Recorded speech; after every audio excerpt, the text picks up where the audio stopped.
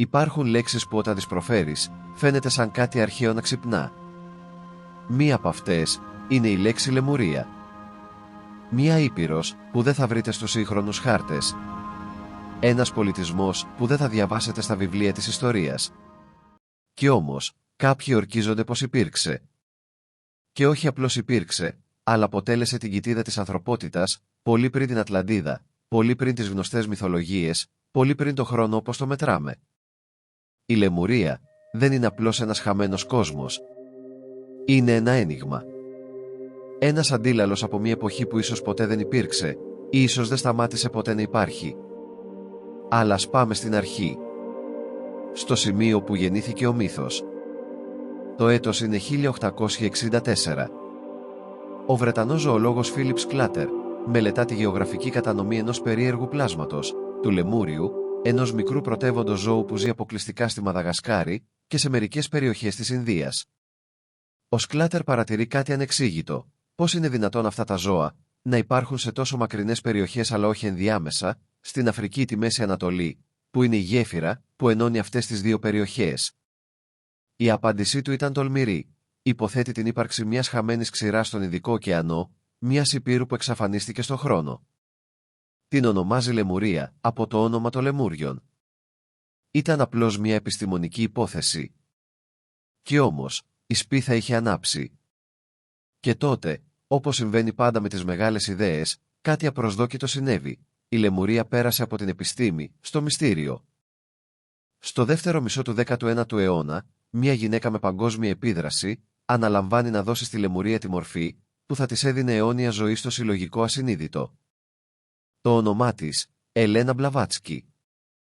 Στα έργα της, κυρίως στη μυστική δοξασία, η Λεμουρία παρουσιάζεται όχι απλώς ως χαμένη ήπειρος, αλλά ως η πατρίδα της τρίτης ρίζας φυλής. Ήταν ο τρίτος πολιτισμός σε μια μακρά εξελικτική αλυσίδα της ανθρωπότητας.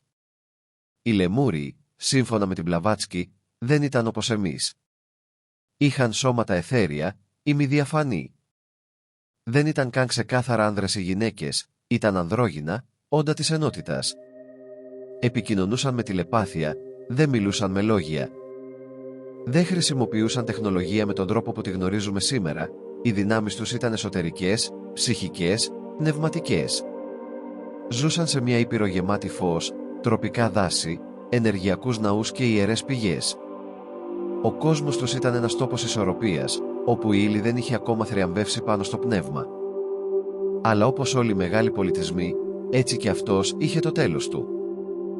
Ο μύθος λέει ότι οι Λεμούριοι άρχισαν να χάνουν τη σύνδεσή τους με την πηγή. Άρχισαν να πέφτουν στη μορφή, να αποκτούν πιο πυκνά σώματα, πιο υλικές επιθυμίες. Οι αρμονίες έσπασαν. Η ισορροπία διαταράχθηκε.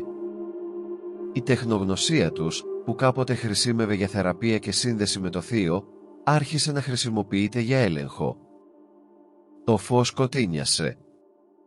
Κι έτσι, όπως τόσες άλλες μυθικές πολιτείες, η Λεμουρία καταστράφηκε. Πνευματικοί λένε ότι αυτό συνέβη είτε από τεράστιες ηφαιστειακές εκρήξεις, είτε από βύθιση της υπήρου, είτε, πιο συμβολικά, από καρμική κατάρρευση. Κάποιοι ισχυρίζονται ότι οι τελευταίοι Λεμούριοι αποσύρθηκαν στα βάθη της γης, δημιουργώντας υπόγειες πόλεις όπως η Τέλος, κάτω από το μυστηριώδες βουνό Σάστα στην Καλιφόρνια. Άλλοι λένε πως απλώς μετατοπίστηκαν σε άλλη διάσταση. Πέρασαν σε ένα ενεργειακό επίπεδο, άπιαστο από την ηλική μας αντίληψη. Αλλά υπάρχουν και εκείνοι που λένε ότι δεν έφυγαν ποτέ. Σύγχρονοι πνευματιστές, μέσα από τσάναλιν, ισχυρίζονται ότι επικοινωνούν με Λεμούριους. Τα μηνύματα είναι πάντα παρόμοια. Επιστρέφουμε. Όχι με σώματα, αλλά με συνείδηση. Επιστρέφουμε για να σας βοηθήσουμε να θυμηθείτε. Θεωρίες μιλούν για λεμούριες ψυχές που ξαναγεννιούνται σήμερα σε μια εποχή κρίσιμη για την ανθρωπότητα. Ως θεραπευτές, δάσκαλοι, οδηγοί. Παιδιά με ασυνήθιστες ικανότητες. Άνθρωποι με βαθιά μνήμη πραγμάτων που δεν έζησαν ποτέ σε τούτο τον κόσμο. Ίσως, λένε κάποιοι, αυτός ο κόσμος που ζούμε τώρα, να είναι η Λεμουρία που προσπαθεί να ξυπνήσει. Εάν η Λεμουρία υπήρξε, πού βρίσκεται τώρα? Αν υπήρχε πράγματι μια ήπειρος στον Ινδικό ή Ειρηνικό ωκεανό, πού είναι τα ίχνη της, πού είναι τα ερείπια, τα αντικείμενα, οι αποδείξεις? Οι αναζητητές απαντούν με έναν τρόπο απλό, σχεδόν στοιχειωμένο: είναι παντού και πουθενά. Κάτω από τα νερά του Ειρηνικού ωκεανού υπάρχουν αμέτρητες βυθισμένες δομές, οροσειρές, υψώματα, τεράστιες υποθαλάσσιες πεδιάδες. Οι γεωλόγοι τις αποδίδουν σε ηφαιστειακή δραστηριότητα, αλλά κάποιοι αναρωτιούνται: τι εάν αυτές οι βυθισμένες εκτάσεις ήταν κάποτε στεριές, ήπειροι ολόκληρες που χάθηκαν? Το Μασκαρίν Πλατόου, μεταξύ Μαδαγασκάρης και Ινδίας. Τα νησιά του Πάσχα, με τα μυστηριώδη αγάλματα για τα οποία έχουμε μιλήσει σε παλιότερο βίντεο. Ακόμη, οι τεράστιες βυθισμένες δομές στα νυχτά της Ιαπωνίας, στα νησιά Γιοναγκούνι, που μοιάζουν με πυραμίδες και αρχαίες σκάλες. Και φυσικά, το βουνό Σάστα, στην Καλιφόρνια. Το Mount Shasta δεν είναι απλώς ένα βουνό. Είναι ένας τόπος που εδώ και δεκαετίες θεωρείται πύλη. Εκεί λέγεται πως βρίσκεται η Τέλος, η υπόγεια πόλη των τελευταίων Λεμούριων. Περιγραφές είναι συγκλονιστικές: κρυστάλλινοι ναοί, κατοικίες από υλικό φωτός και όντα με ανώτερη συνείδηση που επικοινωνούν με όσους είναι έτοιμοι να ακούσουν. Κάτοικοι της περιοχής μιλούν για φωτεινές σφαίρες, μυστηριώδεις ήχους μέσα από το βουνό και ξαφνικές εξαφανίσεις. Τουρίστες έχουν πει ότι βίωσαν μετατοπίσεις συνείδησης σαν να πέρασαν σε άλλη διάσταση. Αλλά τι είναι η Τέλος? Είναι ένας πραγματικός υπόγειος κόσμος. Είναι σύμβολο ενός εσωτερικού ταξιδιού, ενός κόσμου που υπάρχει μόνο για όσους κοιτούν πέρα από το ορατό. Παράδοξα, πολλοί αρχαίοι πολιτισμοί διασώζουν μνήμες ενός χαμένου κόσμου στον ωκεανό. Και το πιο παράξενο: πολλές από αυτές τις παραδόσεις δεν έχουν καμία επαφή μεταξύ τους. Οι Μαορί της Νέας Ζηλανδίας μιλούν για έναν προγονικό τόπο που βυθίστηκε, γεμάτο φως και τραγούδι. Στην Ινδία, τα αρχαία σανσκριτικά κείμενα κάνουν λόγο για μια χαμένη ήπειρο στο νότο, όπου οι πρώτοι άνθρωποι έζησαν εν ειρήνη με τους θεούς. Στη Χαβάη, λένε ιστορίες για Τιού, τη μητέρα γη όλων των λαών του Ειρηνικού. Ακόμη και στις Άνδεις, οι Ίνκας έλεγαν πως οι προγονείς τους ήρθαν από ένα μυστηριώδες βασίλειο που χάθηκε κάτω από τα νερά. Πώς είναι δυνατόν τόσες διαφορετικές κουλτούρες, χωρίς επαφή μεταξύ τους, να διασώζουν παρόμοιες ιστορίες? Ίσως δεν πρόκειται για μύθο. Ίσως πρόκειται για μνήμη. Οι σύγχρονοι ερευνητές της λεγόμενης Γείας Ενεργειακής Γεωγραφίας υποστηρίζουν ότι η Λεμουρία δεν άφησε πίσω τις πέτρες, αλλά δόνηση. Σημεία της γης, όπως η Χαβάη, η Σαμόα, το Μπαλί, η Τασμανία, το Σάστα, φέρονται να κρατούν το αποτύπωμα της λεμουριανής ενέργειας. Εκεί όπου η ενέργεια είναι πιο λεπτοφυής, πιο ήπια, πιο μητρική. Αυτοί οι τόποι συχνά προσελκύουν ανθρώπους που αναζητούν πνευματική αφύπνιση.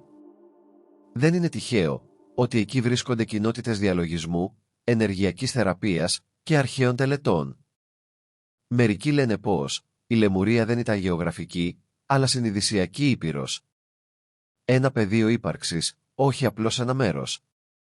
Και το πεδίο αυτό ενεργοποιείται ξανά. Πολλοί άνθρωποι αναφέρουν περίεργα βιώματα. Όνειρα, με χαμένες πολιτείες κάτω από το νερό.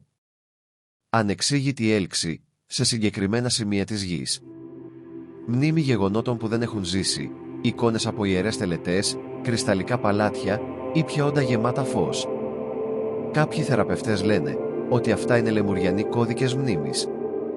Κάτι μέσα μας που ξυπνά, καθώς η γη αλλάζει δόνηση. Μια ανάμνηση από έναν κόσμο που ίσως κατοικήσαμε πριν απ' όλα. Είναι δυνατόν ο σύγχρονος άνθρωπος να φέρει μέσα του απομεινάρια μιας τέτοιας συνείδησης? Η Λεμουρία δεν είναι απλώς μια απώλεια. Είναι μια υπενθύμηση. Ένας απόϊχος από το παρελθόν που μοιάζει να καλεί το παρόν, όχι για να αναπολύσουμε, αλλά για να θυμηθούμε ποιοι ήμασταν και ποιοι θα μπορούσαμε να ξαναγίνουμε. Πολλοί σύγχρονοι μυστικιστές πιστεύουν πως η Λεμουρία δεν χάθηκε, απλώς θυσιάστηκε. Ένας ολόκληρος πολιτισμός έπεσε για να γεννηθεί κάτι νέο, η εποχή του μυαλού, της ύλης, της τεχνολογίας. Η Λεμουρία αντιπροσωπεύει το χαμένο παράδεισο, την εποχή της καρδιάς, της ενότητας, της συνύπαρξης. Αλλά κάθε κύκλος ολοκληρώνεται. Σύμφωνα με τις προφητείες που αποδίδονται σε πνευματικούς δασκάλους, η ανθρωπότητα σήμερα πλησιάζει σε μία καμπή. Μία στιγμή μετάβασης από το σκοτάδι της αποσύνδεσης πίσω στο φως της ενότητας.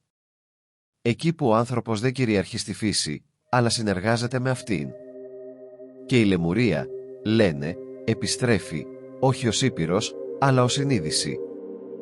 Υπάρχει ένας συμβολισμός που επαναλαμβάνεται στα κείμενα των νέων εσωτερικών διδασκαλιών, το ανθρώπινο DNA. Πιστεύετε ότι οι Λεμούριοι κατήχαν 12 ενεργά νήματα DNA, σε αντίθεση με τα 2 που χρησιμοποιούμε σήμερα.